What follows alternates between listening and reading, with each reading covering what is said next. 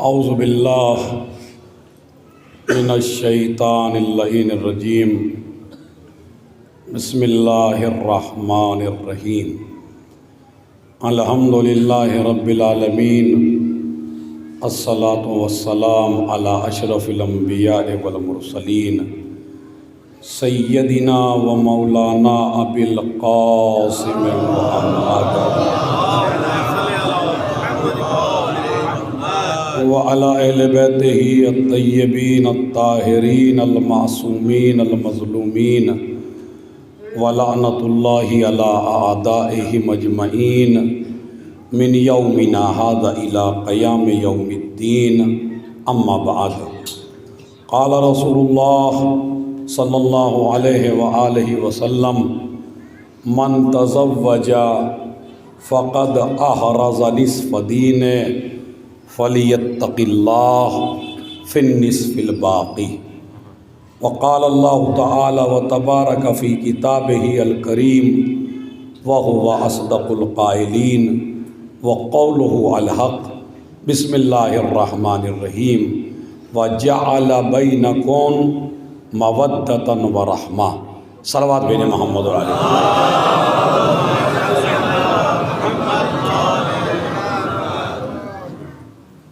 आप हज़रात की खिदमत में कई साल से मैं इन मजलिसों में ज़रूर शिरकत करता हूँ और कोई ना कोई पैगाम अपने जवानों को इन मजलिसों में साल भर के लिए देता हूँ, इसलिए कि मजलिस यानी इस्लाह, मजलिस यानी हिदायत, मजलिस यानी इबादत, मजलिस यानी बेदारी, मजलिस यानी दिल का सुकून, मजलिस यानी इनहिराफात से दूरी, मजलिस यानी गुनाहों से परहेज़।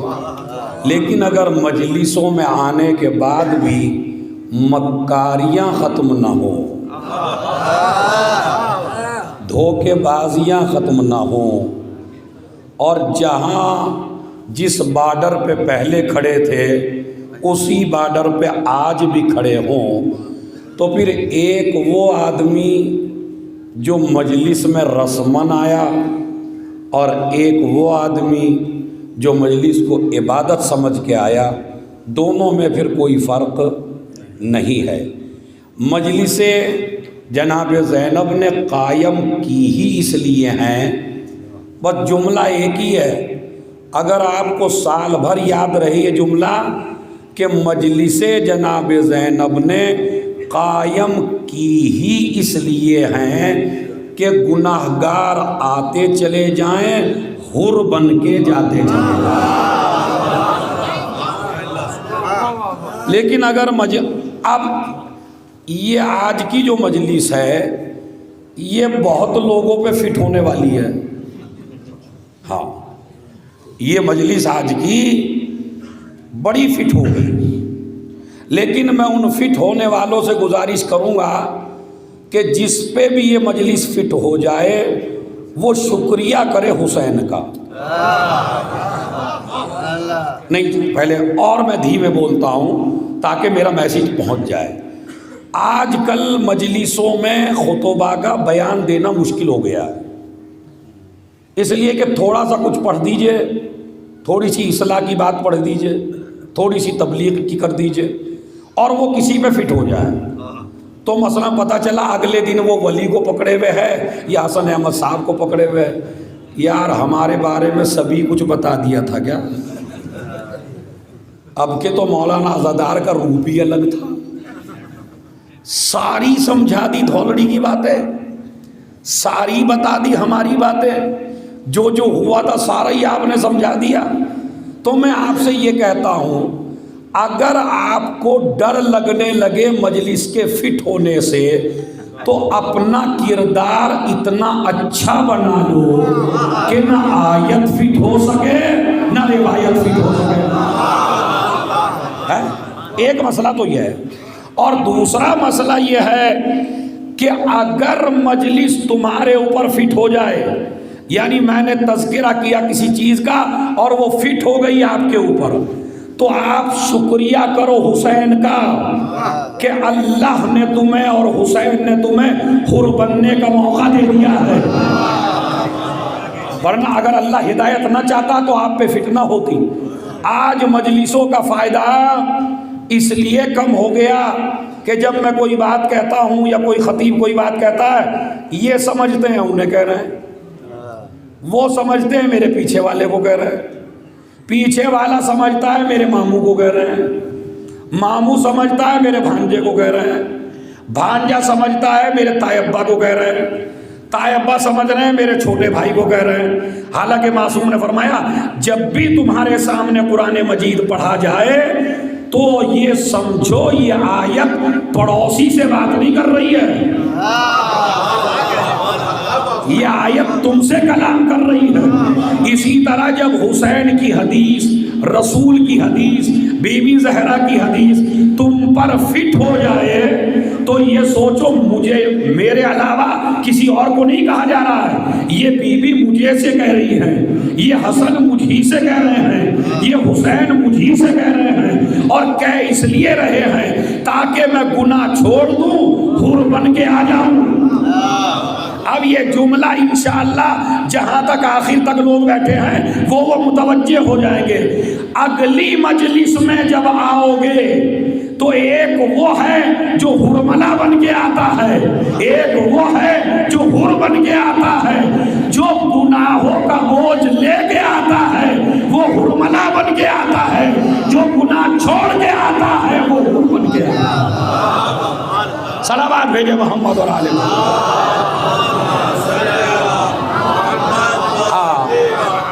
ये तो हो गई तबलीग भाई। अब मसला जहाँ से मैंने शुरू किया, मजलिस है भाई, जो बुजुर्ग हैं वो मेरे बाप की तरह है, वो इस मजलिस में ज़्यादा तवज्जो न दें, मगर मेरा खिताब है इन जवानों से। नबी फरमाते हैं, जुमेरात भी है, मन तज़व्वजा फ़क़द अहरज़ निस्फ़ दीन, जिस जवान लड़के ने शादी कर ली गोया के उसने अपना आधा दीन महफूज कर लिया। फलियत्तक़िल्लाह फ़िन्निस्फ़िल बाक़ी, अब उसे ज़रूरत है कि शैतान से आधे दीन में बचे। आधा दीन अल्लाह ने महफूज कर दिया काहे के जरिए? जोर से बोलिए भाई, शादी के जरिए। यानी शादी खाना बर्बादी नहीं है। ये जो जुमला मशहूर हो जाता है, अरे शादी खाना बर्बादी है, नहीं भाई, अगर दीन बनी उमैया से लोगे तो शादी खाना बर्बादी है, दीन फातिमा से लोगे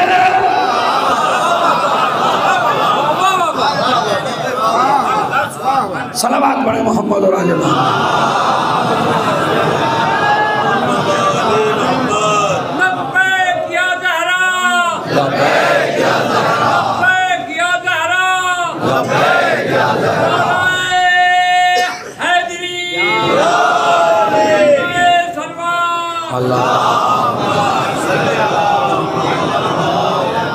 इस मजलिस को खाली कल तक याद नहीं रखना, इस मजलिस को क़यामत तक याद रखना है। बड़े अच्छे अच्छे पैगाम हैं, बस आप गौर करते चले जाए, जल्दी जल्दी आपको सुनाता है। तो आधा दीन महफूज रखिए, ये तो कहा नबी ने। और उसके बाद नबी ने एक दूसरी हदीस इरशाद फरमाई, बिस्मिल्लाहिर्रहमानिर्रहीम, अल मुतज़व्विज अन्नाइम अफ़ज़लो मिनस्साइम अल काइम अल अज़ब। नबी फरमाते हैं शादीशुदा का सोना, यानी जो लड़का शादीशुदा हो वो सो रहा हो, और जो लड़का कुंवारा हो वो रोजे से हो और जाग रहा हो और नमाज पढ़ रहा हो। नबी फरमाते हैं ये सोने वाला अफजल है। जोर से बोले, किससे? गली में टहलने वाले से नहीं, जो नमाज पढ़ रहा हो, कुंवारा लड़का नमाज भी पढ़ रहा हो रोजा भी रख रहा हो, उससे अफजल है वो सोने वाला जो शादीशुदा है। यानी इस्लाम आपको ताकीद करता है जितनी जल्दी हो सके शादी कर लो। मौलाना इतनी जल्दी कहाँ से शादी कर लेंगे, अभी तो ये अपने पैर पे भी नहीं खड़ा हुआ। आपके लिए भी नबी ने हदीस इरशाद फरमाई, बिस्मिल्लाहिर्रहमानिर्रहीम, मन तरका तज़वीजा मखाफतल ईलते फलैसा मिन्ना, जो इंसान फक्र के खौफ से शादी ना करे उसका ताल्लुक हमसे नहीं है। अब यही तो मुझे आज के बाप को समझाना है, जो बच्चा 25 साल का हो गया इसकी नज़र में अब भी पैर पे नहीं खड़ा हुआ, बच्चा 30 साल का हो गया जवान अब भी इसकी नज़र में पैर पे नहीं खड़ा हुआ। खुराफात फैल रही है, फितना फैल रहा है, इधर उधर गद्दारियाँ और मक्कारियाँ फैल रही हैं, बच्चा न जाने क्या क्या करता फिर रहा। आज ये ना समझिए कि मेरा बच्चा कहीं नहीं जाता, ये जब कंबल में लेटता है तो कंबल में पूरी दुनिया है इसके साथ, मोबाइल की शक्ल में।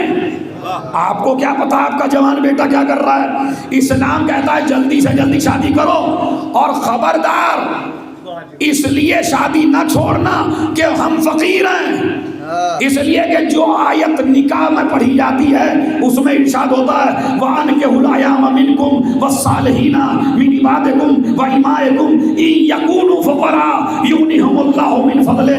अगर ये शादी करने वाला फकीर भी है तो हम इसे गनी बना देंगे, मगर शादी के बाद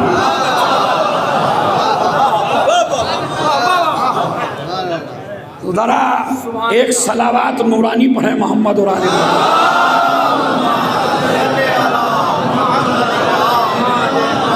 अब मैं तो भाई अशरे पढ़ चुका हूँ यहाँ, मुझे आपकी रक्का पता है और आपको मेरी रक्का पता है। अक्सर शादियाँ बताइए इसीलिए तो नहीं होती, अभी तो पैर पे नहीं खड़ा हुआ, अभी तो पैसा नहीं। इमाम फरमाते हैं ये अल्लाह से बदजनी की दलील है। अल्लाह कहता है तू शादी कर मैं गनी बनाऊंगा। अरे भाई कुरान है, कोई रिवायत नहीं है। इन यकूनु फुकरा, अगर वो शादी से पहले फकीर हो तो अल्लाह गनी बनाएगा। दूसरों के पैसे से गनी बनना और है, मगर इस्लाम पे अमल करके गनी बनना।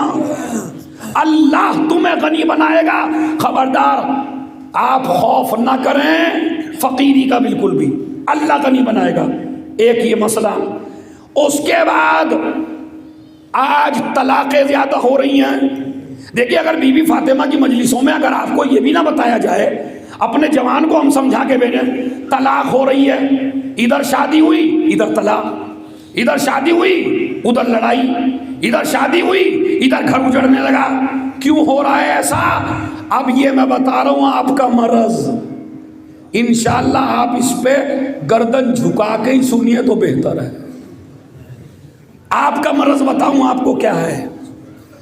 कुरान कहता है वजअल बैनकुम मवद्दतन व रहमा, हमने लड़के और लड़की के दिल में मवद्दत डाल दी, अपनी रहमत डाल दी। खुदा की कसम मुझे शिकवा होगा अगर आखिर तक हाथ ना उठा ताईद के लिए। कुरान है, हाफिज साहब भी बैठे हैं यहाँ मुझे नजर आ रहे हैं कुछ। वजअल बैनकुम मवद्दतन व रहमा, अल्लाह ने दूल्हा के दिल में और दुल्हन के दिल में मवद्दत डाल दी।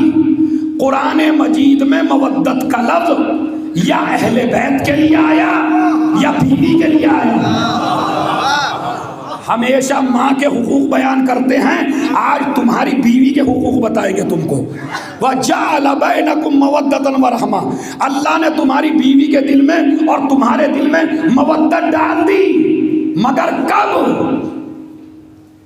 बस इसी पे पूरे ये जो 6 मजलिसें होंगी 7-8, उनका खुलासा समझ लीजिए अब की मजलिस में।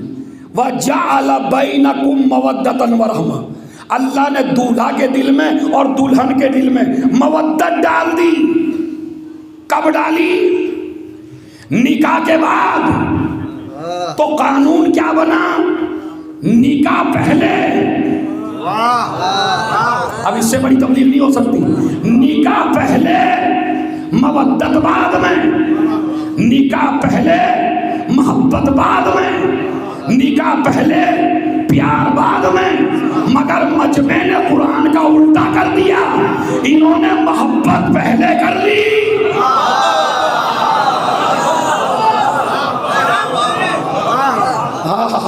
सलावत पढ़े मोहम्मद और आले मोहम्मद पर। देखिए बहुत बड़ा पैगाम है माशाल्लाह ये। यानी आज लड़कों में क्या हो रहा है, मैं मेरे जवानों मिंबर से बता रहा हूँ, फला लड़के को प्यार हो गया है फला लड़की से, अरे हम तो मोहब्बत हो गई है फला से। इधर से वो लड़की कह रही है मेरी शादी इसी से करिए, मुझे तो मोहब्बत है इससे। उधर से लड़का निकला जा रहा है हाथों से, इधर से लड़की निकली जा रही है हाथों से। मौलाई दोनों हैं, मजलिस में दोनों आने वाले हैं, मातम दोनों करने वाले हैं, मगर ये खुराफात आई किस घर से? लड़के को लड़की से मोहब्बत हो गई। अब जो शादी हुई तो पहले तो हमेशा उसी के पीछे टहलते थे, अब जब शादी हो गई तो इतना टाइम नहीं दे पाए आप। लड़की कहने लगी आप बदल गए, ऐसे नहीं रहे जैसे पहले थे। बताइए हुआ या नहीं हुआ? ये हंसी की बात नहीं है ये भाई, यही तो होता है। अजी आप शादी से पहले तो बड़ी मोहब्बत करते थे और शादी के बाद अरे भाई अब तुझसे मोहब्बत क्या करे जब सारी मोहब्बतें पहले ही उठा चुका। जब कानून इस्लाम तलाक़ें क्यों ज़्यादा हो रही हैं? इस्लाम कहता है अगर मोहब्बत पहले करोगे, निकाह बाद में करोगे तो घर उछड़ेंगे। हमारे कानून पे अमल करो, निकाह पहले करो, मोहब्बत बाद में करो। फिर देखो हम कितनी मवद्दत डालते हैं, फिर देखो हम कितनी मोहब्बत डालते हैं, फिर देखो हम कितना प्यार डालते हैं। तो यह है शादी के मसाइल। आज हमारी इस दुनिया में जवानों कड़वी बातें हैं बहुत। आज ये जो 3 दिन की मजलिस है, 2 दिन की, ये एक तरफ, पूरा अशरा एक तरफ, पूरा मुहर्रम एक तरफ, पूरी रमज़ानुल मुबारक की तबलीग एक तरफ, पूरे रोज़े एक तरफ, तेरा हज एक तरफ, तबर्रुक बांटना एक तरफ, तेरा मातम करना एक तरफ। खाली एक शादी में चला जा, जितना ईमान कमाया था, अगर एक शादी सारा ईमान बर्बाद न कर दे, होता नहीं होता? बताइए।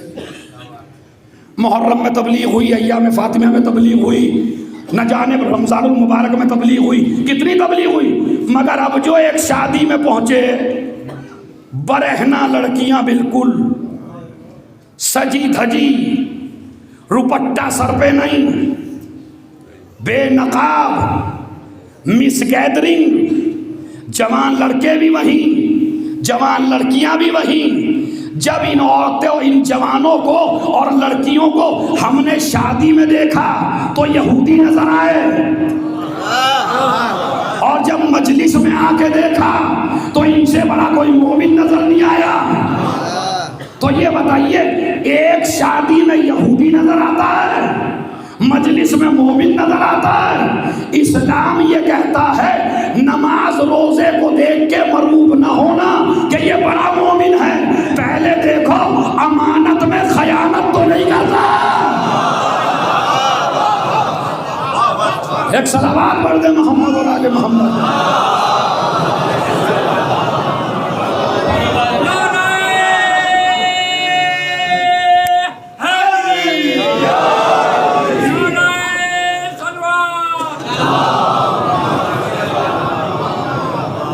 मुझे इंसाफ से बताइए, सोच के बताइए, जो मेरे बुजुर्ग बैठे हैं, आज शादी में शरीफ आदमी जा सकता है क्या?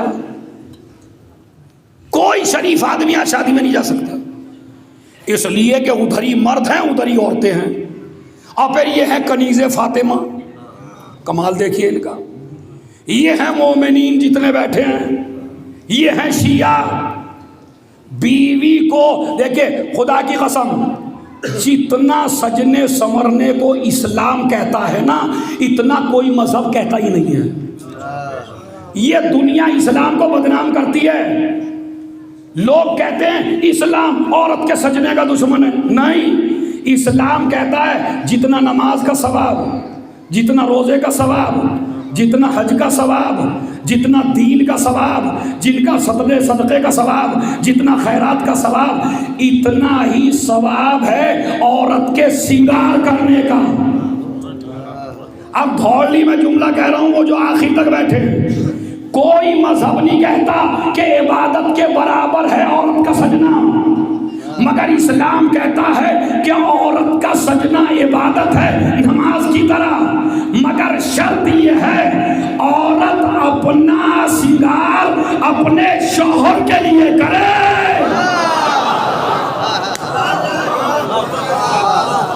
एक सलावत पढ़ दे मोहम्मद।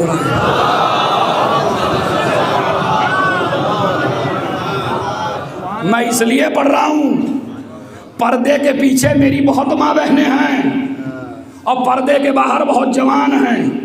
तुम्हारी बीवियों का सजना संवरना इबादत है। अरे लोग तो कहते हैं शादियों में सजिए, इस्लाम ये कहता है जब लड़का शादीशुदा अपने घर से बाहर जाए और दोबारा ये लड़का घर के अंदर आए तो इस्लाम कहता है औरत को तैयार रहना चाहिए सज के और संवर के, ताकि अगर गंदी निगाह लेके आया हो। एक सलावत पढ़े मोहम्मद।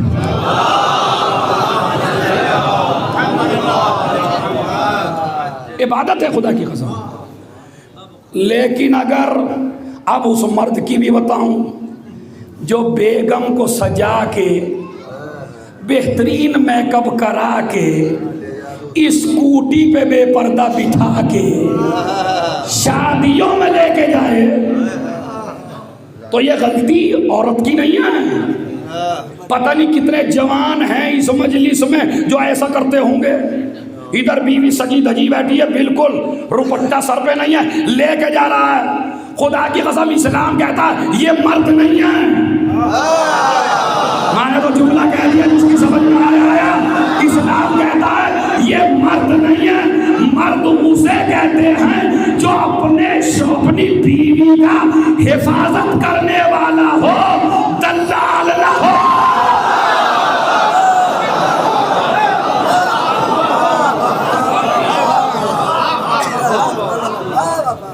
अब यार दाद तो कम दे लो मगर स्कूटी पे बिठा के नहीं ले जाना बस। सलावत पढ़े मोहम्मद और आले मोहम्मद। पर्दा पर्दा पर्दा ये गलत समझाया जा रहा है। ये मेरी माँ बहनें हैं, आज मीडिया इनके गलत ज़हन भर रहा है, उल्टी सीधे बातें बताता है। पर्दा औरत को यानी बिल्कुल कोई हक ही नहीं दिया जा रहा है। औरत की बेइज्जती की जा रही है, औरत को अहमियत कम दी जा रही है, औरत को कहा जा रहा है पर्दा कर पर्दा कर। तो मैं अपनी माँ बहनों से कहता हूँ, आप ये बताइए आप सोना कहाँ रखती हैं? जोर से बोलिए। ये तुम्हारी बीवियाँ सोना कहाँ रखती हैं? हीरा कहाँ रखती हैं? जवाहरात कहाँ रखती हैं? अच्छा, लोहा कहाँ रखती हैं? पत्थर कहाँ रखती हैं? कंकरियां कहाँ रखती हैं? तो इसका मतलब है कंकरियों का नसीब है रोड पे आना, हीरो का नसीब है पर्दे में रहना। अगर इस्लाम औरत को पत्थर समझता तो कहता नंगे सर जा। इस्लाम औरत को हीरा समझता है।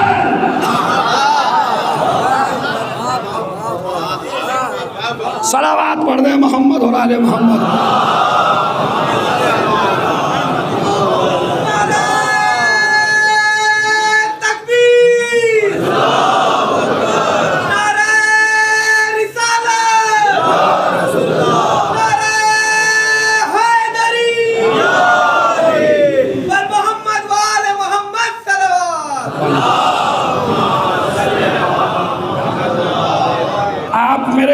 बुज़ुर्ग हैं, आपको बाप की तरह मानता हूँ, और ये बैठे हैं बुज़ुर्ग मेरे जितने हैं, ये मेरे बाप की तरह, ये जो नीचे बैठे हैं। एक जुमला आपको बताऊँ, आज शादी को तो छोड़ दीजिए, वो जो 13 रजब की नियाज है, वो जो गदीर की नियाज हो रही है दिल्ली में, अतराफ़ दिल्ली में, नोएडा में, दुबई में, शारजा में, उसमें भी मिस गैदरिंग है। एक जगह हम गए नज़र में, अब वहाँ जाके देखा 13 रजब की नियाज थी और सारी औरतें हमारी सजी धजी आई हुई थी और नज़र के कुंडे रखे हुए थे सामने, और वहीं जवान लड़के थे, वहीं जवान लड़कियां थी। ईमानदारी से कसम खा के बताइए, क्या मौला अली को ये नज़र पसंद है? नहीं, जोर से बोलो भाई। और पीछे वाले, तो इस नज़र से करना बेहतर है या ना करना? नहीं, आप ही फतवा दो, इस नज़र का करना सवाब है या ना करना सवाब है? ना करना सवाब है। क्यों? इसलिए कि अच्छा, मैंने कहा यार ये क्या हो रहा है, कहा नहीं मौलाना, आपके लिए तो अलग कमरे में इंतजाम है। मैंने कहा मैं क्या अकेला मैं ही मर्द नजर आया आपको? एक सलावत पढ़े मोहम्मद और आले मोहम्मद। नहीं, ये बातें अगर मिंबर पे ना आई तो न जाने दीन हमारा कहाँ चला जाएगा। ये वाजिब है, आप इन बातों को बारीकी से सुनिए। कभी भी उस नजर में अली आ ही नहीं सकते जिसमें किसी औरत की बेपर्दगी हो, इसलिए कि माविया और बनी उमैया का दीन था औरत को बेपर्दा करना, अली का और हुसैन का दीन था औरत को पर्दे में रखना। अब बताओ तुम किस तरफ हो? ये मेरी माँ बहनों, ये सारा ताबूत का सवाब खत्म है, ये सारी तुम्हारी मजलिसों का सवाब खत्म है, ये सारा तुम्हारे मातम का सवाब खत्म है। अगर तुम्हारी किसी ने बेपर्दगी कर दी तो समझ लीजिए इस्लाम में सबसे बड़ा दुश्मन आपका वही है, चाहे आपका शौहर ही क्यों ना हो। मैंने बघरे में भी जुमला का आज भी कह रहा हूं, जब कोई औरत पर्दे के साथ किसी जगह जाती है तो रूहे ज़ैनब खुश होती है और यजीद से कहती है मेरा भाई जीत गया।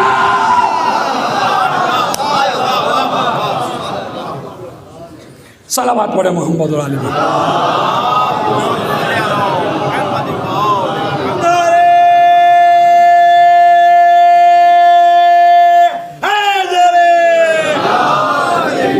खुदा की कसम करिए, एक सलावत और पढ़ दे मोहम्मद वाले।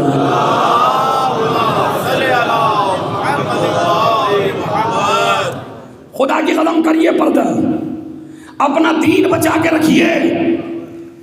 एक बात और आपको सुना दूं, खुदा की कसम दिलों में उतर जाएगी। अगर शौहर अपनी बीवी को मना कर दे कि मजलिस में नहीं जाना, तो इस औरत को अकीदतन मजलिस में नहीं आना चाहिए, इसलिए कि हुसैन कहते हैं मैं उससे खुश होता हूं जो दीन पर अमल करे। आप कहेंगे दलील दे रहा हूं आपको। जनाबे ज़ैनब करबला में जाने वाली हैं, ये दलील ऐसी है जो किसी की समझ में नहीं आती। जनाबे ज़ैनब इमाम हुसैन करबला के लिए चले, जनाबे ज़ैनब आई, भाई मैं भी साथ चलूंगी, इमाम है, कायद है, रहबर है, मासूम है, नबी का नवासा है, दोषे पैगंबर का सवार है, ज़बाने रिसालत चूसने वाला है, फातिमा का लाल है, इतने फदाइल हैं। मगर क्या कहते हैं, पहले अब्दुल्ला से इजाजत लो, इसलिए कि वो शौहर है तुम्हारे। तो अगर हुसैन अपनी बहन को भी करबला में नहीं ला सकते जब तक अब्दुल्ला इजाजत न दे दें, तो आपकी बीवी को किसने हक दिया कि अगर शौहर अगर रोक दे तो मजलिस में आ जाए? खुदा की कसम इन दीन की बारीकियों को समझिए।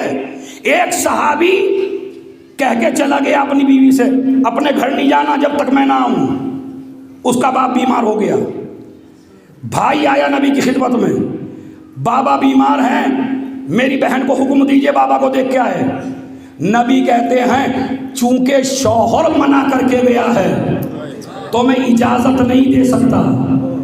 का दम चल रहा है, का मैं इजाजत नहीं दे सकता। मेरा बाप मर गया है, नबी ने कहा मैं इजाजत नहीं दे सकता। कमाल सो, एक सलवात पढ़े मोहम्मद वाले मोहम्मद पर। नहीं भाई आवाज़ बुलंद सलवात पढ़े मोहम्मद वाले मोहम्मद।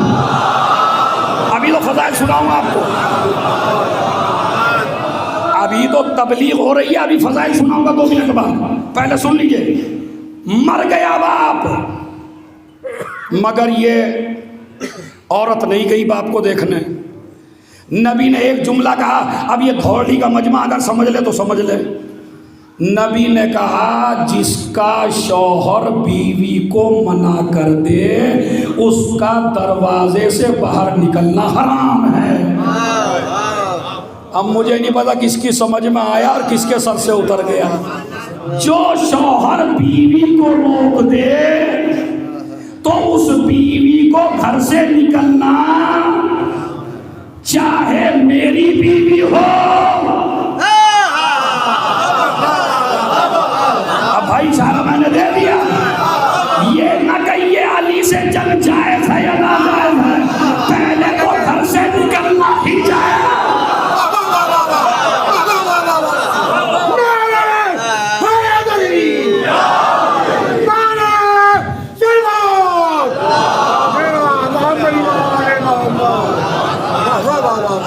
जल्दी पैगाम सुनिए मेरे, घर से निकलना जायज नहीं है।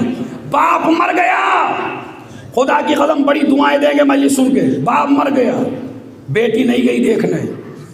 जब कई दिन हो गए तो नबी ने उसके भाई को बुलाया और बुला के कहा मैं तो तेरी तलाश में था। कहा या नबी अल्लाह मुझे क्या तलाश करना, जब मैं बार बार तुमसे कह रहा था मेरी बहन को भेज दो तो भेजा नहीं। कहा यही बात बताने के लिए तो क्यों नहीं भेजा। कहा क्या। कहा ये बता अगर तेरी बहन आ भी जाती बाप को देखने, क्या तेरा बाप बच जाता। कहा नहीं। क्या उसकी बीमारी दूर हो जाती। कहा नहीं। क्या उसके गुनाह खत्म हो जाते। कहा नहीं। कहा देख मैं तुझे नहाने का फायदा बताऊं, खुदा की कसम जितनी भी दाद देते रहेंगे ना क़यामत तक नबी को, मेरा जुमला नहीं है, सरकार का जुमला है, आमना के लाल का जुमला है, अब्दुल्ला के लाल का जुमला है, अबू तालिब के परवरदा का जुमला है, खातून जन्नत के बाप का जुमला है, सरदार अंबिया का जुमला है, ताहा लक़ब पैगंबर का जुमला है, यासीन लक़ब पैगंबर का जुमला है, जो फातिमा के लिए उठता था। वो कहता है मैं तुझे फायदा बताऊं। का क्या। का जब तेरा बाप मरा, कब्र में पहुंचा, फरिश्ते गुनाहों की लिस्ट लेके आए। अल्लाह ने एक फरिश्ते को भेजा, हमने इसके सारे गुनाह माफ कर दिए। फरिश्तों ने पूछा अल्लाह इसने क्या किया। कहा इसने तो कुछ नहीं किया, इसकी बेटी ने दीन पर अमल करके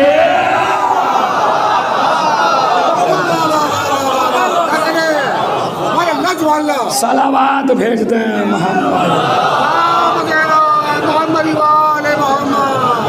खैर अभी पीछे वाले कम मुतवज्जे हुए थोड़ा सा, अभी तो आगे मुतवज्जे कर लूंगा। क्या कहा।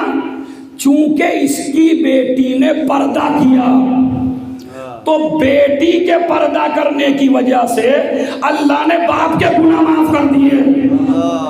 अब तबलीग का जुमला तो ये है, ओ वो बाप जो बने हो जवान बेटियों के, कब्र में जाने से पहले चेक कर लेना अपनी बेटी को पर्दा सिखा के जा रहा है या अपनी बेटी को बेपर्दा की सिखा के जा रहा है। सारा हिसाब तेरी कब्र में होना है।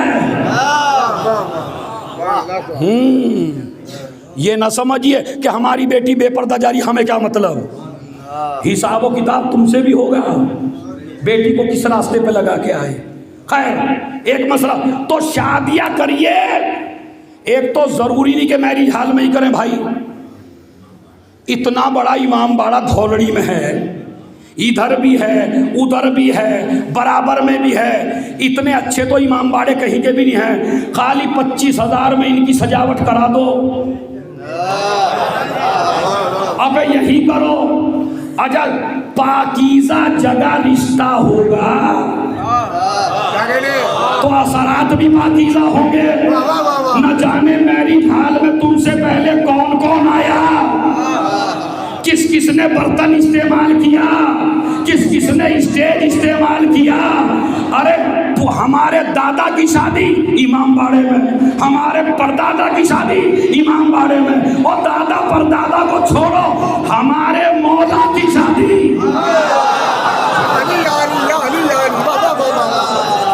आज मुझे धौलड़ी वाले बताएं बीबी फातिमा का शादी किस मैरिज हाल में हुई,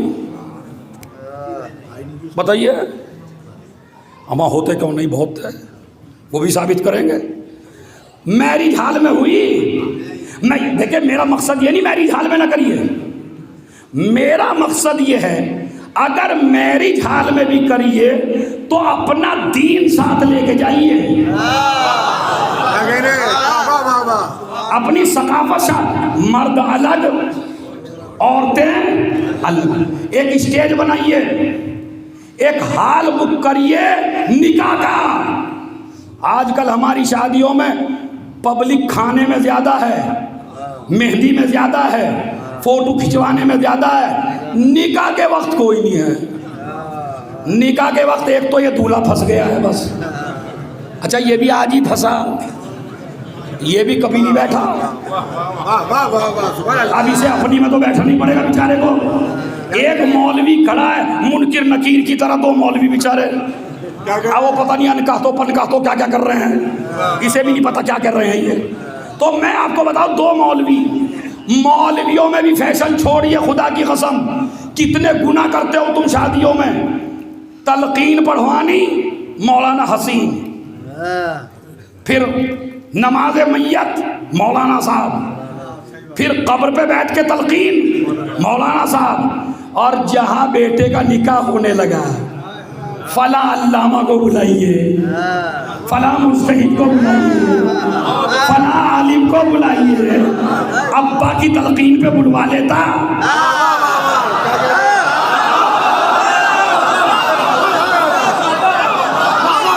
बुलवाता, तेरे में दम था। बड़े बड़े अमामे वाले आएंगे उस वक्त, उनको बुलवाइए भाई। क्यों वो इनसे अलग निकाह पढ़ेंगे क्या? खुदा की कसम, निकाह पढ़ना उसी का हक है जो तेरे बाप की तलकीन पर है।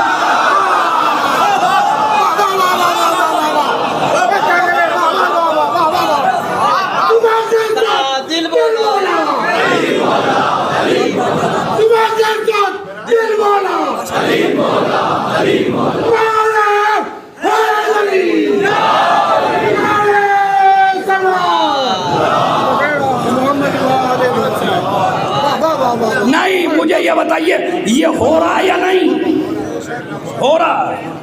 खुदा की कसम, ये हो रहा है। बड़े बड़े मौलवी बुलाए जाते हैं, बड़े बड़े उलमा बुलाए जाते हैं, मगर जब तलकीन का वक्त आता है तो ये आइए। अब समझे तुम्हारी बेटी का घर आबाद क्यों नहीं हुआ? अगर हक मार के शादी करोगे तो घर आबाद होने वाला नहीं है। फातिमा को सबसे बड़ी नफरत उसी से थी जिसने हक मारा।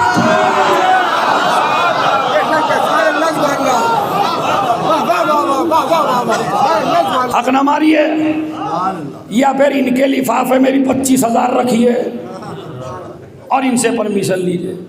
तो आज की मेरी इस तबलीग का एक सलावत पढ़ दे मोहम्मद और आले मोहम्मद।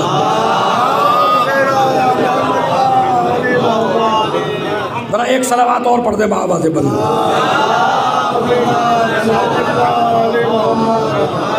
बस अब जो जा रहा है उसे जाने दीजिए और आप ज़रा बीबी की बात सुनिए। सलावत पढ़े मोहम्मद और आले मोहम्मद।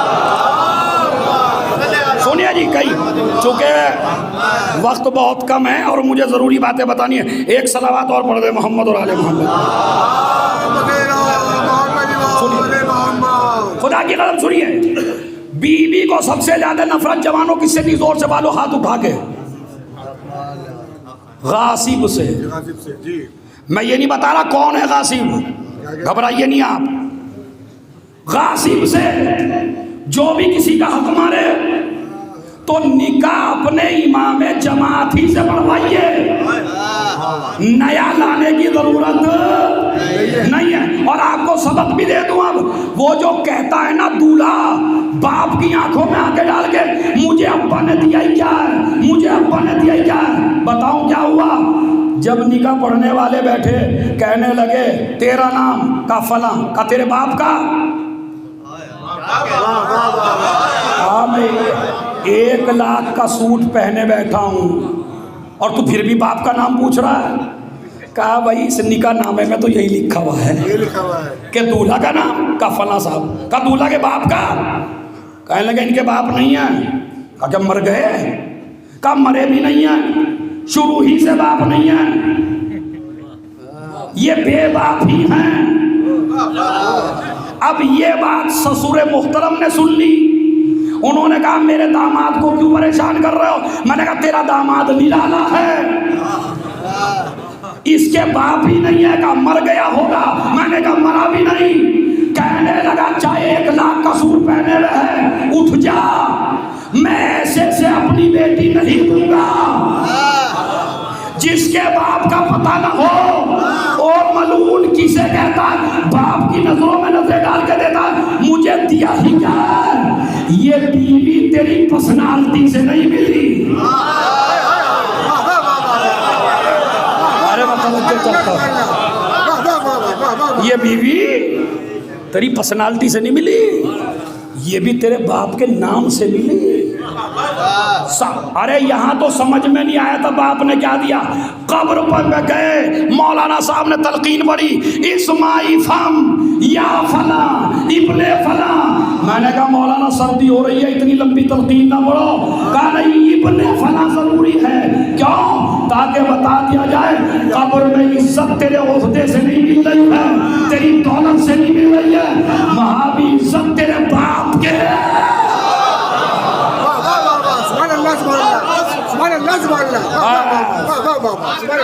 तो एक मैसेज है पर्दे के साथ शादी हो, दूसरा मैसेज है निकाह के चक्कर में आप किसी बड़े के चक्कर में ना रहिए, जो अपना पेश नमाज है उसका हक अदा कीजिए। ये दूसरा मैसेज है। तीसरा मैसेज है जवानों अगर मर्द बनना चाहते हो तो कभी भी जहेज की डिमांड ना करना, वरना तुम मर्दी ना हो। बताऊं शादी जब होती है जहेज का कानून समझाऊं आपको? जोर से बोलिए भाई। हमारी साहब बताऊं? तुम्हारी तो वैसे हो गई है पहले ही, तुम्हारे हाँ करने से भी कोई फायदा नहीं है। तो सलावत पढ़े मोहम्मद। हाँ, जिनकी नहीं हुई, मैं तरीका बता रहा हूं आपको। खुदा की कसम कायनात का सबसे खबीस इंसान वो है जो जहेज की डिमांड करे। ऐसे लड़के से अपनी बेटी ना दो, इसलिए कि जो ससुर के पैसे ही पे जीना चाहे। अच्छा, उसके बाद पढ़वा क्या रहा है? एक नात वाले को बुलवाया जिसका गला बड़ा खूबसूरत था। एक औरत बरहना इधर खड़ी थी, एक इधर खड़ी थी, बीच में दूल्हे राजा थे और पढ़ क्या रहे थे? अली के साथ है। जरा पढ़िए मिल के। अली के साथ है जहरा की शादी। बरहना औरत खड़ी है, अली के साथ है जहरा की शादी। लड़के ने नमाज नहीं पढ़ी है, अली के साथ है जहरा की शादी। सारी औरतें बेपर्दा हैं, अली के साथ है जहरा की शादी। जहेज मांग के लिया है, अली के साथ है जहरा की शादी। अब जुमला एक ही है, टाइटल अली वाला है, शादी माफिया वाली है।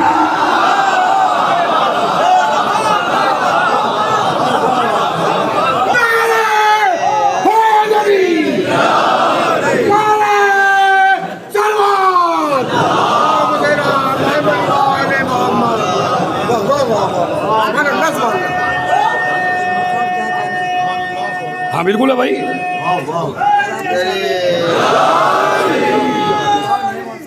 शाह उन्वान क्या है? अली के साथ है जहरा की शादी। तो भाई पहले तुम जवानों ये नज्म बाद में पढ़वाओ, पहले ये देखो अली ने शादी कैसे की है। अब शादी तो कर रहे हो पूरी माविया वाली और नज्म पढ़वा रहे हो अली वाली। अली के साथ है जहरा की शादी और इत्तफाक से वो मनकबत भी गाने की तरफ पे है। ये मुझे बताया एक्सपर्ट लोगों ने जो जानते हैं गाने को भी और उसको भी। कहने लगे मौलाना इसका तो ढंग भी गाने का है। जब बखरे मैंने बताया तो एक आदमी कहने लगे जी इसका फला गाना है वो सुन लीजिए, ये उसकी तरफ पे है। मगर आप पढ़ अली के साथ है, मैं कहता हूँ ज़रूर पढ़िए, मगर उस वक्त पढ़िए जब जहेज न मांगा हो। उस वक्त पढ़िए जब लड़की पर्दे में हो। उस वक्त पढ़िए जब मिस गैदरिंग ना हो। उस वक्त पढ़िए जो खाना खिला रहे हो वो पाक हो। जो खाना खिला रहे हो वो पाक हो, वरना एक शादी पता नहीं कितनों का ईमान खराब कर देगी। अब बताऊं मैं जहेज कैसे बनेगा? खलीफा अव्वल रिश्ता लेके आए बीबी का, रसूल ने मुंह फेर लिया। फिर दूसरे साहब आए, रसूल ने फिर मुंह फेर लिया। अंतज़रो बिहल क़ज़ा, मैं तो अल्लाह के हुक्म का इंतज़ार कर रहा हूँ। फिर एक साहब आए, उन्हें भी मना कर दिया। अब्दुर्रहमान इब्ने औफ आए, या रसूल अल्लाह अगर आप अपनी बेटी फातिमा की शादी मुझसे कर दें तो मैं अपने घर से लेके तुम्हारे घर तक सोने चांदी से लदे हुए ऊंट पेश कर दूंगा, मगर फातिमा की शादी मुझसे कर दीजिए। जबीले रिसालत पे आसारे गज़ब ज़ाहिर हुए और कुछ कंकरियां उठाई और कंकड़े उठा के उसके चेहरे पे फेंकी और फेंकने के बाद कहा दौलत करो रिसालत पे नहीं पड़ता। अब जिसका हाथ नहीं उठा इंशाअल्लाह वो भी क़यामत तक उठा रहेगा। अरे जिसका वसीर दुनिया को तलाक दे दे,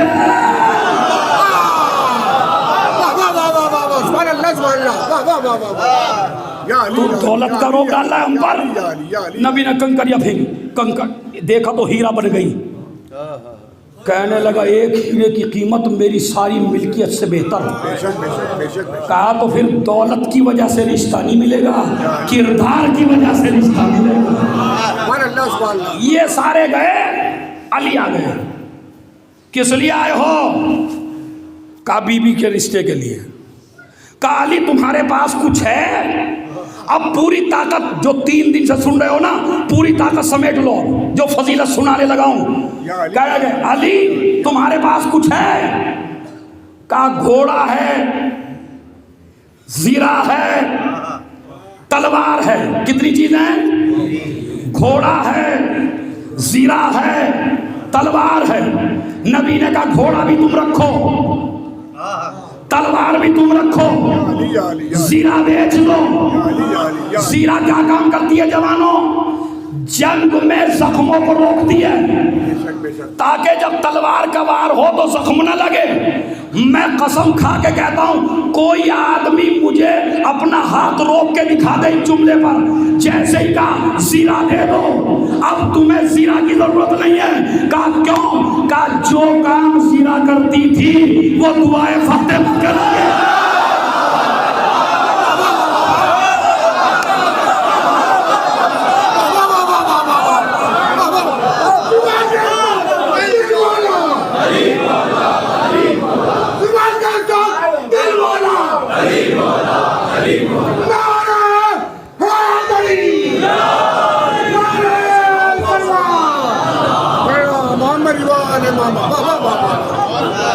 अब जरा 15 मिनट जमीन पे ना बैठिए, आसमान पे जाके मजलिस सुनिए। जो काम जीरा करती थी वो दुआए फातिमा करेगी। जब बीबी की शादी हो गई, बीबी ने अपने हाथों से कुर्ता बनाया अली के लिए। जब भी अली जंग पे जाते थे,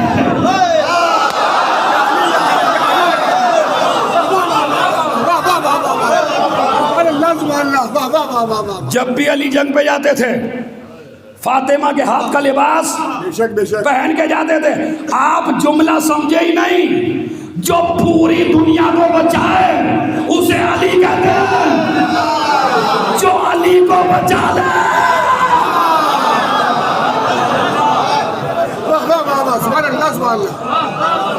उसे फातिमा कहते हैं।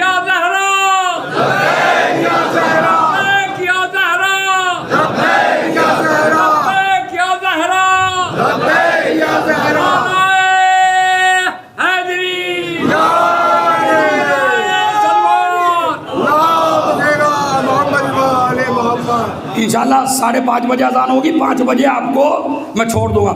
एक सलावात और बाबा से बुलंद पढ़िए मोहम्मद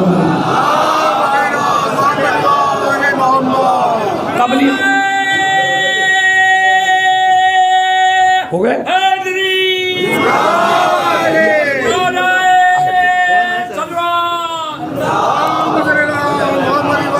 सोनिया भाई, अली जीरा बेच दो, अली ने जीरा बेची, नबी को लाके पैसा दिया, ये था मेहर। जोर से बोलिए, किसने दिया मेहर? मौला अली ने। किसका? जोर से बोल दीजिए भाई, मैं जरा ऊंचा सुनता हूं। बीबी फातिमा का। रसूल ने उस मेहर का क्या किया?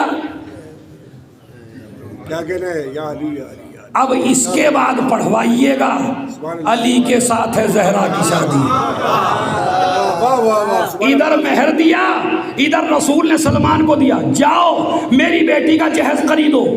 तो उसूल क्या बना? जहेज खरीदा जाएगा मेहर से। अब मुझे खुलना ही पड़ेगा मियाँ, जितना जहेज चाहिए इतना मेहर दे दे। जितना जहेज चाहिए इतना मेहर दे दे। अगर गाड़ी चाहिए तो गाड़ी का दे दे, जहाज चाहिए तो जहाज का दे दे, ट्रेन चाहिए।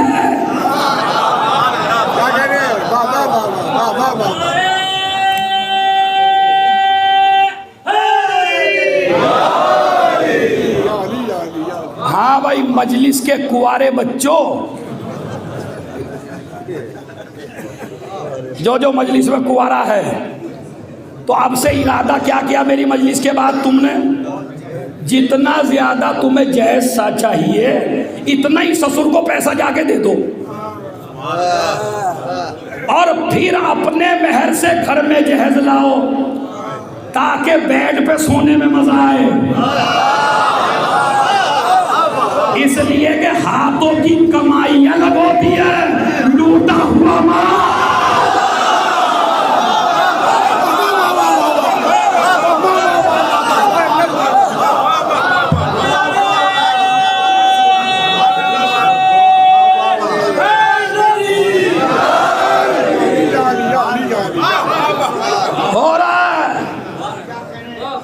वैसे तो देखो कैसे कैसे बाप हैं आजकल।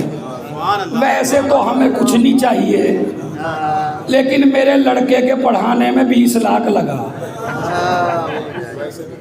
इसका मतलब है ये सारा पैसा बाप ससुर से निकालेगा। अरे भाई, हम आपकी बेटी ले रहे हैं और हमारे बेटे की शादी में लगा था, उसके पढ़ाने में लगा था 20 लाख रुपए, तो आप में जहेज तो नहीं चाहिए, वो 20 लाख दे दीजिए। तो ये कैसा बाप है जिसने अपनी लड़के को बेच दिया? पता नहीं कितने बिके हुए हैं, खुदा की कसम कितने बिके हुए बैठे हैं। मेरे प्यारे नबी ने फरमाया 3 चीजें हैं, माल, जमाल, कमाल। गिनिए जरा कितनी हुई? क्या क्या है? माल, जमाल, कमाल। खुदा की कसम अगर मैंने भी आज आपको 7वें आसमान पे न पहुंचा दिया तो मुझे भी अज़ादार न कहिए आप। माल, जमाल, कमाल। नबी ने फरमाया खबरदार, कभी भी औरत का माल देख के शादी ना कर, इसलिए कि अगर माल देख के शादी करेगा तो जब माल खत्म हो जाएगा तो तलाक तक नौबत आ जाएगी। मसलन मैंने एक लड़की से शादी की, माल देख के माल ख़त्म हो गया तो मुझे मोहब्बत रहेगी? नहीं, मोहब्बत ख़त्म हो गई। रसूल फरमाते हैं माल देख के शादी ना कर वरना माल से महरूम रहेगा। जमाल देख के शादी ना कर, जोर से बोलिए, जमाल यानी खूबसूरती। तो मौलाना क्या सारी बदसूरती हमारी नसीब में है? ये तुमने भली मजलिस पढ़ी यहाँ आके, पता नहीं वली को भी क्या हो गया, इसे लाके बिठा दें हर दफा। बताओ क्या पड़ गए? खूबसूरती से शादी ना कर। ओ भाई नबी कहते हैं यानी अपनी नज़र खाली खूबसूरती पे ना रख। क्यों? इसलिए कि अगर खूबसूरत देख के शादी करेगा तो अगर चेहरे पे चेचक के दाग निकल गए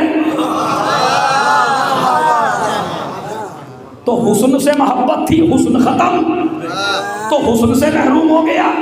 नबी ने कहा कमाल देख के शादी कर, जमाल भी मिलेगा माल भी मिलेगा। ओ जवानों कहाँ कहाँ बैठे हो? जमाल भी मिलेगा माल भी मिलेगा।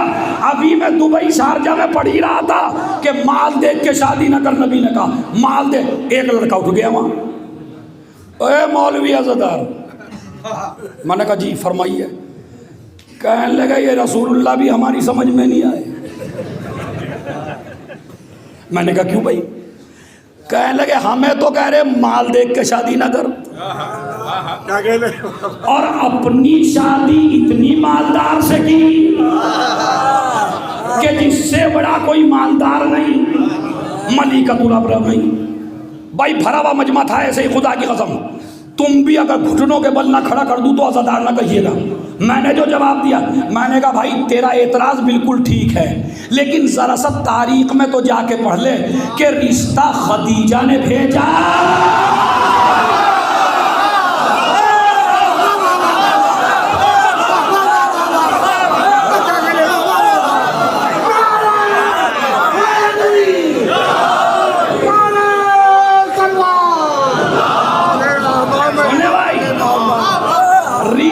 रसूल ने नहीं भेजा। मेरे सुन्नी भाई भी मौजूद हैं, मुझे किसी सुन्नी किताब से कोई साबित कर दे कि रिश्ता रसूल ने भेजा हो। रिश्ता भेजा खदीजा ने। मक्के की औरतें आके कहने लगी इतने बड़े बड़े मर्दों के रिश्ते आए, बड़े बड़े रईसों के रिश्ते आए, तूने कबूल ना किया, कम से कम मोहम्मद को रिश्ता ही भेजने देती, तूने रिश्ता क्यों भेजा? अब अगर आसमान पे ना पहुंच जाए खुदा की कसम, तूने रिश्ता क्यों भेजा? तो पता खदीजा क्या कहती है? बीवी हो तो ऐसी, सौजा हो तो ऐसी, हमसफर हो तो ऐसी, शरीके हयात हो तो ऐसी। कहने लगी तुम नहीं जानते, अगर नबी रिश्ता भेजता तो दुनिया कहती नबूवत को दौलत की जरूरत है।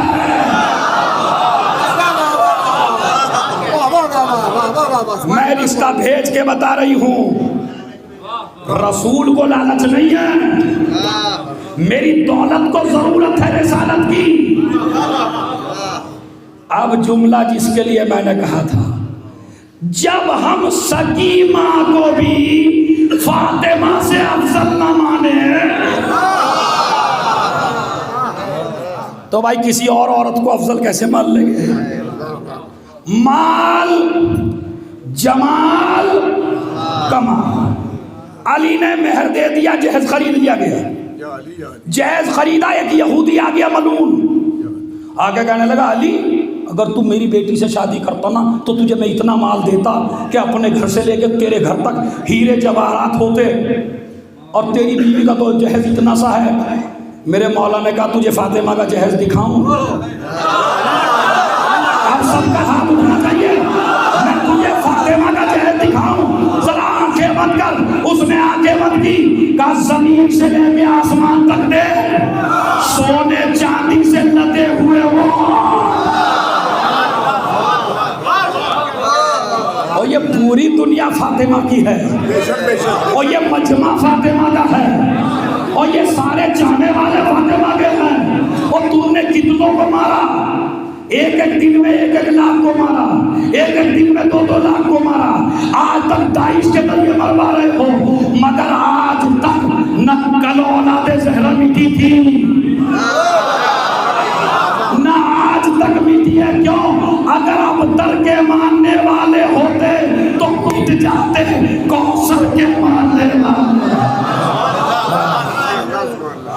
बस अजीजो नहीं मिटेंगे। शादी हो गई, शादी हुई तो बीवी घर पहुंची, बस आखिरी जुमला।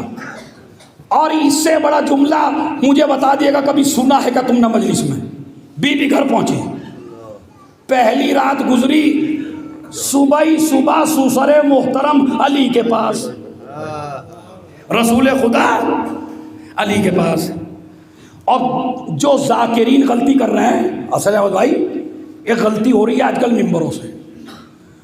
जैसे ही नबी पहुंचे अली बाहर निकले, पहली रात हो गई है, कहने लगे रसूल खुदा कैफा वजत्ता अहलक, जिसका तर्जुमा हमारे जाकिरीन कर रहे हैं तुमने मेरी बेटी को कैसा पाया। बिल्कुल गलत है। नबी ने ये सवाल ही नहीं किया, इसलिए कि अगर इस सवाल ये होता मौलाना साहब, भाई उलमा से तवज्जो चाहता हूँ, जो जो उलमा बैठे हैं, तुमको ज़्यादा मज़ा आएगा दो तीन को। नबी कहते कैफा वजत्ता इब्न बिनती, कैफा वजत्ता बिनती, तुमने मेरी बेटी को कैसा पाया। ये सवाल ही नहीं है। कैफा वजत्ता अहलक, तुमने अपनी बीवी को कैसा पाया। मैं तवज्जो चाहता हूँ खुदा की कसम। मैं कह रहा हूँ 10-15 साल में भी इन मजलिसों में इतना बड़ा मैसेज किसी ने नहीं दिया होगा। ये नहीं कहा मेरी बेटी, इसलिए कि जब तक मेरे घर थी मेरी थी। जैसे ही शौहर के यहाँ पहुंची तो अब बाप को कोई हक नहीं है। यह है इस्लाम की बारीकी। हमारे यहाँ का शौहर तो मना कर रहा है, मैं अपनी बेगम को जाने नहीं दूंगा, बाप अड़ा हुआ खड़ा, मैं तो ले जाऊंगा, मेरी बेटी है। और तेरी बेटी शादी से पहले थी, तेरी हुकूमत खत्म, अब हुकूमत शुरू है शौहर की। इसीलिए पूछा कैफा वजत्ता अहलक, तुमने अपनी बीवी को कैसा पाया। अरे मेरे मौला का जवाब सुनिए, क्या कोई जाकिर तारीफ करेगा फातिमा की? नेमल औनो अला तातिल्लाह, मैंने अल्लाह की इताअत में मददगार पाया। मुझे तो बड़ी तवक्को थी कि पूरा मजमा उठ के दाद देगा अपने मौला को। क्या कैफा वजत्ता अहलक, तूने अपनी बीवी को कैसा पाया? का नेमल औनो अला तातिल्लाह, अल्लाह की इताअत में अपना मददगार पाया। तो जो इबादत में भी अली की मददगार हो, नहीं आगे का जुमला सुनिए। का कैसे?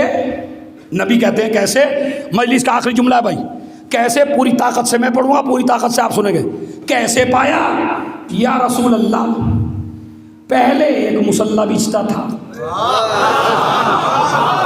नहीं नहीं नहीं नहीं, पहले एक मुसल्ला बिछता था, अब एक मुसल्ला इधर बिछता है, एक मुसल्ला इधर बिछता है। मैं फातिमा को देख के इबादत करता हूँ, फातिमा मुझे देख के इबादत करती है। इसलिए कि मियाँ बीवी का एक दूसरे को देखना भी इबादत है। जब शौहर अपनी बेगम पे नजर डालता है तो अल्लाह कहता है मैं रहमतों के दरवाजे खोल देता हूँ। इसलिए कि अपनी नजरें इसने उस औरत पे डाली जिसको मैंने हलाल किया, वहां नहीं डाली जो मैंने हराम किया था। एक मुसल्ला इधर, एक मुसल्ला इधर। आखिरी जुमला, अगले साल तक के लिए मजलिस खत्म। एक मुसल्ला इधर, जोर से बोलिए, एक इधर। जो औलाद दो मुसल्लों के बीच में पैदा होती है, कोई वक्त का हसन बनता है, कोई वक्त का हुसैन बनता है, कोई वक्त की ज़ैनब बनती है। और जो बच्चे शराब के जाम के बीच में पैदा हो, कोई वक्त का यजीद बनता है।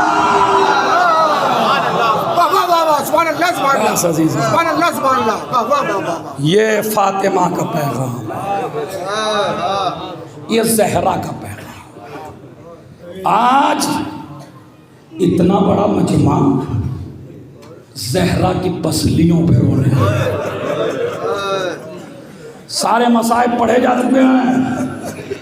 मैं तो आपको 3 मिनट का मसाइब सुनाऊंगा बस, इसलिए कि रात में ताबूत भी है और मैं कई साल वो मजलिस पढ़ चुका हूँ, इसलिए मैं ताबूत के कोई मसाइब नहीं पढ़ूंगा ताकि आगे की मजलिस पे ज़र्रा बराबर भी कोई असर ना हो।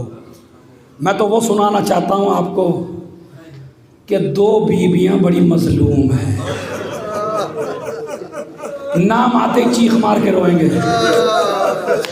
एक फातिमा, एक सकीना, दोनों सुन लीजिए पहले। इंशाअल्लाह जैसा रात में गिरिया होगा ऐसा ही गिरिया होगा, सुन लीजिए बस। मसाइब क्या है? ये दोनों बीवियां बिल्कुल एक हैं। एक 18 साल की उम्र में ज़ईफ़ा हुई, एक 4 साल की उम्र में ज़ईफ़ा हुई। उसको भी रोने से रोका गया, इसको भी रोने से रोका गया। अब जुमला सुनिए, उसको भी रोने से रोका गया, इसको भी रोने से रोका गया। उसको भी धमकियां दी गई, इसको भी धमकियां दी गई। उसके दामन में आग लगी, इसके दरवाजे में आग लगी। और अब जुमला सुन लो, उसकी पसलियां भी टूटी,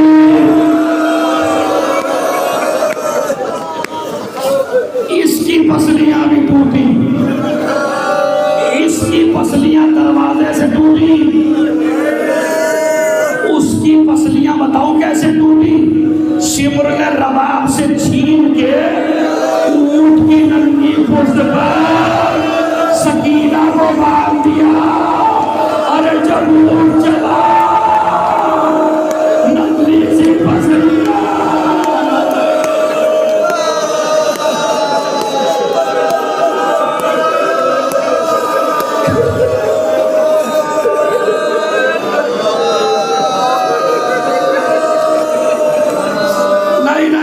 ऐसे नहीं, उसकी पसलियां भी टूटी दरवाजा गिरा के, इसकी पसलियां भी टूटी कैसे?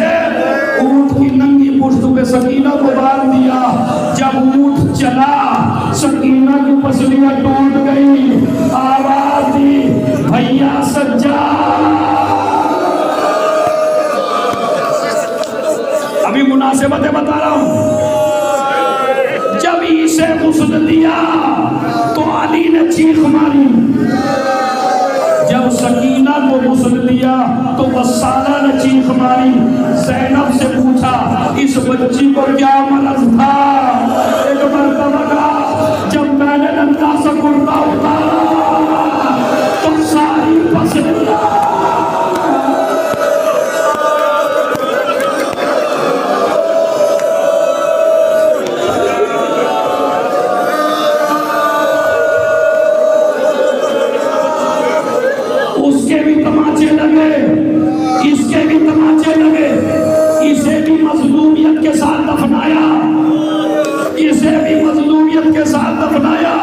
बताऊं कैसे?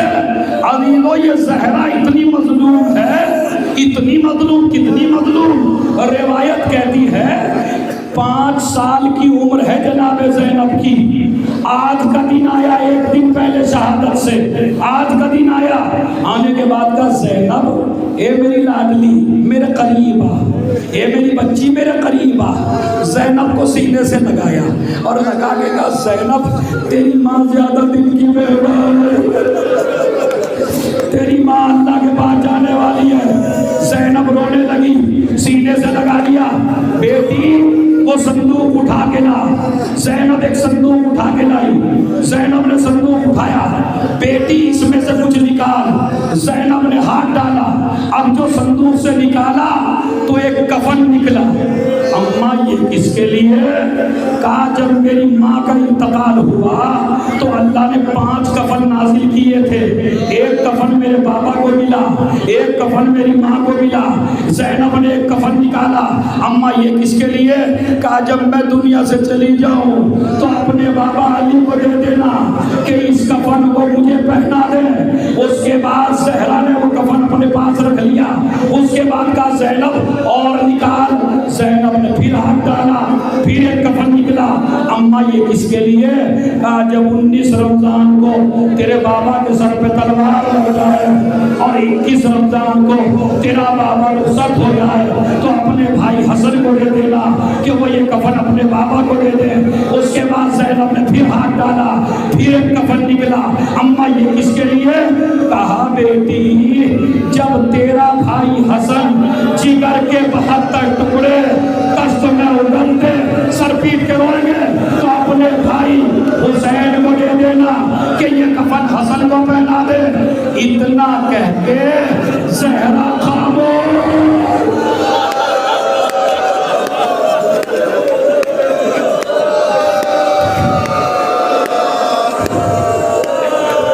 नहीं मुझे नहीं पता ये मजमा समझा या नहीं समझा। इतना सुन के ज़हरा खामोश हो गई। ज़ैनब माँ के करीब गई।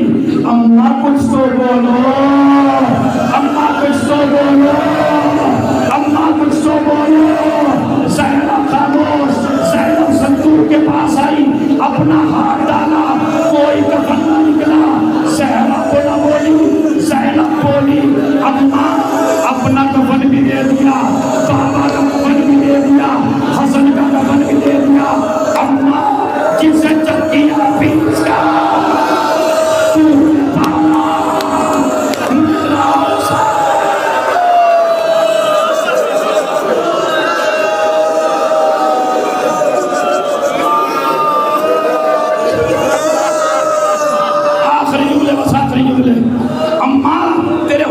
कफन कहाँ है? कहा बेटी हुसैन बे गुस्ल बे कफन मारा जाएगा। उसके बाद ज़हरा दुनिया से चली गई। सारे मसाइब मैंने छोड़ दिए। एक रिवायत अभी पढ़ के आया हो। खुदा की कसम अल्लाह धौड़नी वालों तुम्हारे कलेजे सलामत रखे।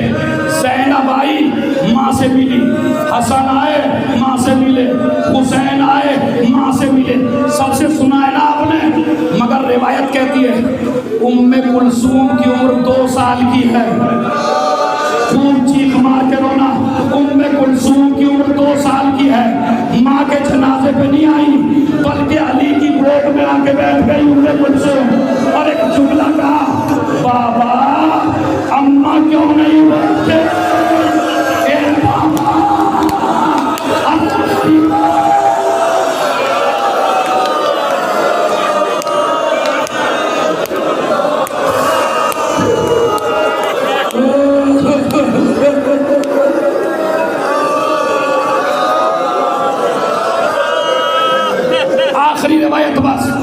आखिरी रिवायत सुन लीजिए। अली की वसीयत थी अली को, अबुल हसन मेरे मरने के बाद मुझे भूल न जाना। अबुल हसन मेरी कब्र पे सूरह यासीन आके पढ़ना। अजीजों जब पहली रात आती है ना माँ की तो बच्चों को चैन नहीं आता। इधर अली चले कब्र पे पहुंचे, सूरह यासीन पढ़ना शुरू किया। कब्र ज़हरा हिलने लगी। अली कुरान छोड़ दो घर चले जाओ, कुरान छोड़ दो घर चले जाओ। कहा क्यों? तुमने ही तो कहा था मेरी कब्र पे सूरह यासीन पढ़ना। कहा मैं ही कह रही हूँ चले जाओ। कहा क्यों? कहा अभी अभी मेरी नन्ही सी ज़ैनब नींद से बेदार हो रही है। कभी मेरा बिस्तर देखती है, कभी तुम्हारा बिस्तर देखती है। न माँ मौजूद है न बाप मौजूद है, कहीं मेरी बच्ची का जिगर न फट जाए। अली ने कुरान बंद किया, दरवाजा खोला, क्या देखा? ज़ैनब दरवाजे पर बाबा अम्मा को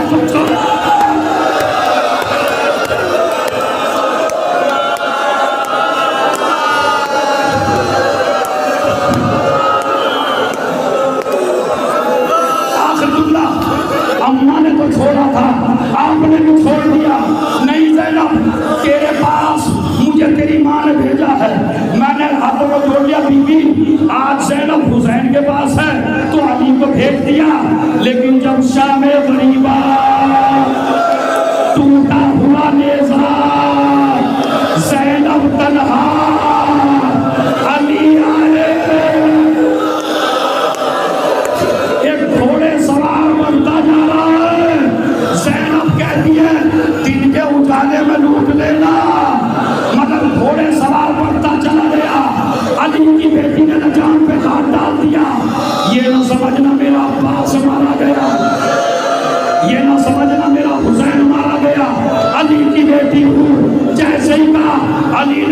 बेटी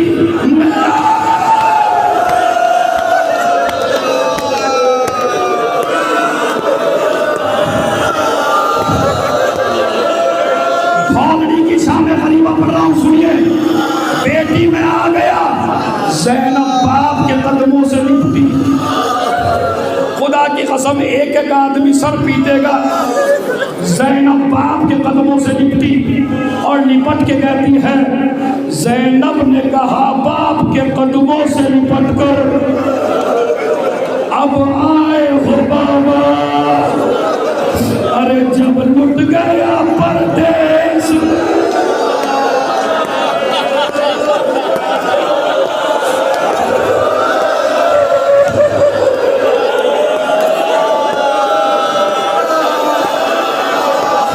तुम्हारी आवाज जन्नतुल बकी जानी चाहिए। पहले सुन लीजिए। अरे ज़ैनब ने कहा बाप के कदमों से लिपट अब आए हो बाबा। अरे जब लुट गया परदेश में अम्मा का भरा घर। और अगर साहिबान औलाद को बर्दाश्त कर, ए बाबा बाबा अगर आना ही था उस वक्त कहाँ थे खालिक की रजा से।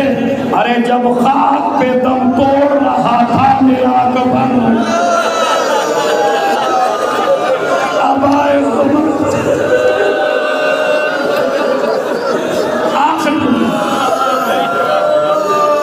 खामोश रहे, खामोश। समझ लीजिए थोड़ी की शामें गरीबा हो रही है। ए मेरी माँ बहनों, 1 मिनट के लिए खामोश, बस 1 मिनट के लिए। जितना मजमा है बिल्कुल सन्नाटा। खुदा की कसम अब आए हो बाबा। ज़ैनब बहन करती रही। अली कहते हैं बेटी मैं तो करबलाई में था, सारे मंजर मैंने अपनी आंखों से देखे। अब्बास के बाजू कटे मैंने देखे, अकबर के सीने पे बंशी लगी मैंने देखी। और ज़ैनब क्या बात करती है, जब मेरे लाल का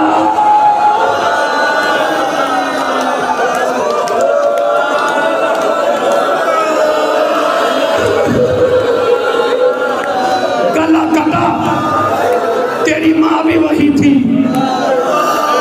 और मैं भी वही था। अब ईरान के खतीब है, उन्होंने पढ़ा, वो कहते हैं ज़ैनब ने पूछा बाबा आप करबला में क्या कर रहे थे। और मैंने इसीलिए चुप किया था, बाबा करबला में क्या कर रहे थे।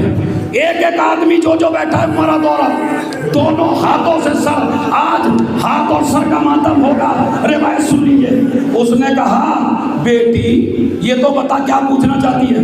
बाबा करबला में आप क्या कर रहे थे। कहा बेटी जब भी कोई शहीद घोड़े पे डगमगाने लगता था तो मैं अपनी आगोश फैला देता था। वो शहीद अपने हाथ मेरी गर्दन में डाल देता था। हाय हाय हाय, वो शहीद एक आदमी सब पीटेगा। वो शहीद अपने हाथ मेरी गर्दन में डाल देता था, मैं उसे नीचे उतार लेता था। ज़ैनब ने कहा बाबा सबसे ज्यादा परेशानी कहाँ हुई। कहा ज़ैनब सबको तो मैंने गोद में उतार लिया,